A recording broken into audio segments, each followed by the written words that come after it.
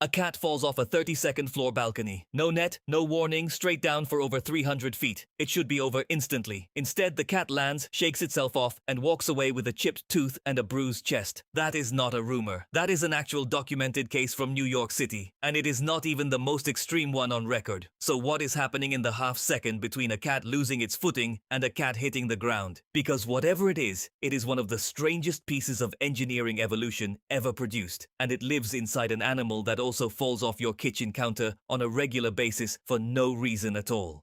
Let's start with the case that made veterinarians take this seriously. In 1987, two doctors at the Animal Medical Center in New York City, Wayne Whitney and Cheryl Mailhoff, studied 132 cats brought into their clinic after falling from high-rise buildings, some from as low as 2 stories, some from as high as 32. The results should not have made sense. 90% of the cats survived. Even more bizarre, cats that fell from higher floors, above the 7th, actually had a better survival rate than cats that fell from lower floors. Read that again. Falling farther was safer. That single detail broke the assumption every doctor walked in with, and it forced them to ask an uncomfortable question. What if a cat falling from very high up is doing something completely different than a cat falling from very low down? Here's where it gets genuinely strange. The answer starts with something called the righting reflex, and it begins the instant a cat starts to fall. Deep in a cat's inner ear sits a structure called the vestibular system, a set of fluid-filled canals that constantly track orientation and motion, essentially a built-in spirit level connected directly to the brain. The moment that system detects the body is upside down or off balance, it fires a signal down the spine faster than conscious thought can process. The cat's head rotates first, eyes and inner ear locking onto the horizon. Then, in a motion no human spine could physically perform, the front half of the body twists to align with the head, followed a fraction of a second later by the back half.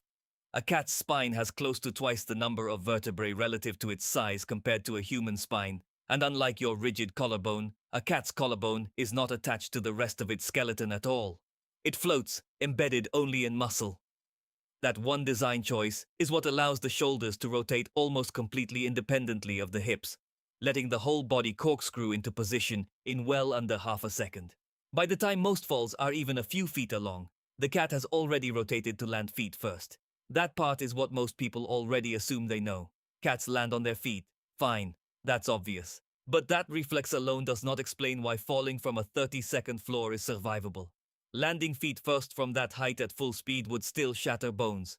The real answer is what happens next, and it's the part almost nobody knows.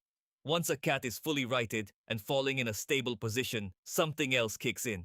The cat spreads its legs outward and flattens its body, stretching the loose skin along its sides into something that looks almost like a tiny parachute. Researchers call it the parachute reflex, and it dramatically increases the cat's surface area relative to its body weight. Increased surface area means increased air resistance, and increased air resistance means the cat's fall begins to slow down instead of continuing to accelerate. A falling object doesn't speed up forever. Every falling body has a terminal velocity, the maximum speed it can reach once air resistance perfectly cancels out gravity. For a cat in that spread out, parachuted position, terminal velocity is somewhere around 60 miles per hour, and cats typically reach it after falling roughly 5 to 9 stories. And this is exactly why the 1987 data looked backwards at first. A cat falling from 3 stories is still accelerating hard when it hits the ground, body tense, still mid-correction, full force concentrated into a shorter, harder impact. But a cat falling from 10, 20, 30 stories has enough time to fully rotate, fully relax, fully spread into that parachute position, and stop accelerating entirely before impact. It hits the ground already at its slowest possible speed, body loose instead of braced, distributing the force across 4 spread limbs instead of slamming down rigid. Higher up sounds more dangerous. For a cat's specific biology, it can actually be safer. Now picture the actual half second. The cat slips off a balcony railing. For the first instant, there's pure disorientation. Paws scrambling at empty air. Then the inner ear locks onto the horizon, and the head snaps into position first. The shoulders twist. A beat later, the hips catch up and rotate to match.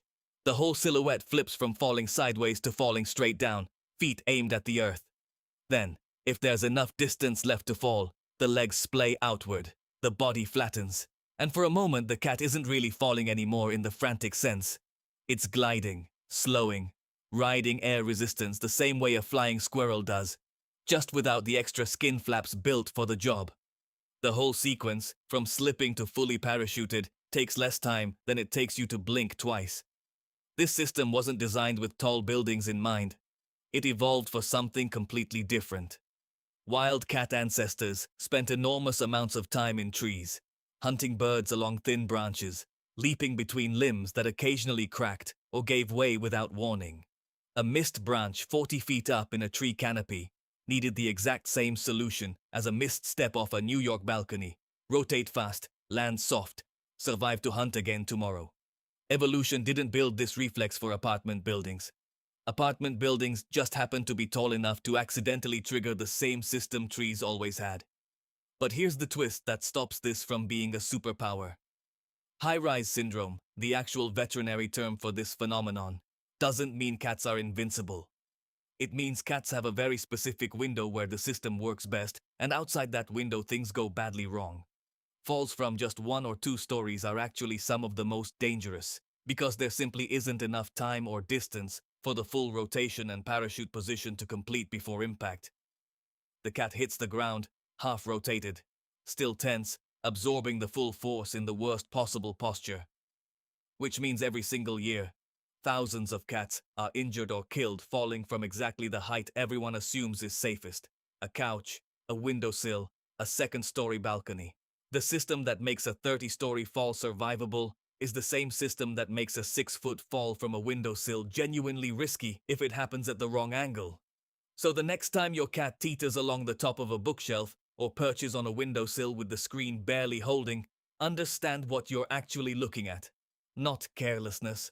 Not invincibility either. You're looking at an animal built with a genuine backup system for catastrophic falls, refined over millions of years in tree canopies long before there were windows to sit in, running silently in the background of every single leap, ready to fire in half a second the instant gravity takes over, whether that fall is 3 feet or 300.